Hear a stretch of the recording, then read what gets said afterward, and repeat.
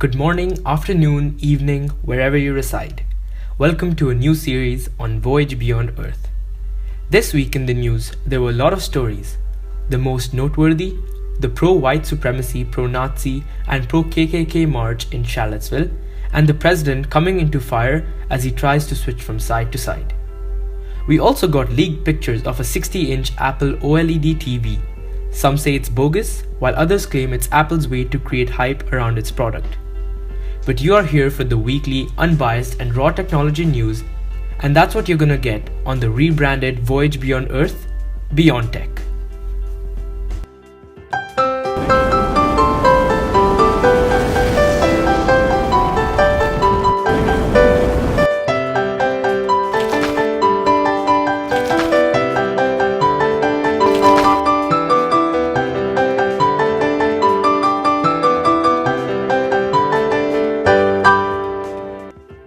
So the first story I'd like to cover today is tissue nanotransaction, or TNT.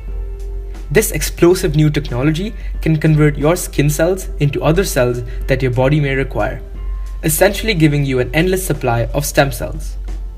Published in journal Nature Nanotechnology by researchers at Ohio State University Wexner Medical Center and the College of Engineering, this technology was tested on lab-grown mice and had a reported success rate of 98%. Even more astonishing is the fact that this is completely non-invasive, and with a small electric current, barely felt by the patient, adult cells can be converted to any other type of cell. One of the mice in the lab had a leg with no blood flow. 2 weeks after the treatment, blood vessels started forming and the leg was saved. The next piece of news comes from right above your heads.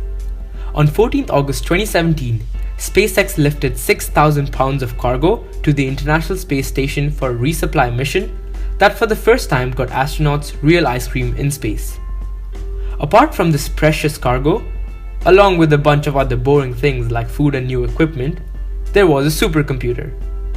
Called the Spaceborne Computer, it can compute 1 trillion computational operations every second. Created by Hewlett-Packard Enterprise, it was sent to the ISS so that we can see what would happen to a supercomputer under radiation conditions. Important research if computers are to hitch a ride to Mars with humans. It has been designed to slow down processes and even shut down if necessary, and we're seeing if rather than physical protection, a software could make our supercomputer last longer in space. Also in the news on computers, the long-awaited talks have started to finally come into reality. Graphene transistors are being developed by companies like Samsung in an effort to make our computers much faster. Like 1,000 times faster. Have you ever wondered where Silicon Valley even got its name from? It was because the electronics industrial age started from companies that use silicon as a semiconductor in their electronic products. With the discovery of graphene and its properties in 2004, we could have faster machines, storing more data, and lasting longer on a single charge. Silicon Valley might just have to find a new name. Next, the Bailey Research Group at Oxford have developed a new method to 3D print lab-grown cells. Cells that could replace deteriorating cartilages and fixing bone structures. Attempts to 3D print living tissue is not something new. However, it was never successfully done due to the properties of the cells that allow them to move around in the printed structures. But this new method encapsulates the cells in protective nanoliter droplets that are themselves wrapped in a lipid coating. This helps maintain the shapes of the printed structures that eventually may help patients reach natural or even supernatural tissue function.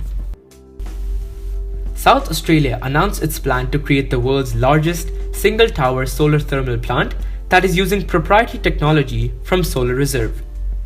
This company devised a mechanism that reflects sunlight from hundreds of mirrors onto a receiver that heats up molten salt. The molten salt is then stored, and when electricity is needed, it is pumped in with cold water to produce steam.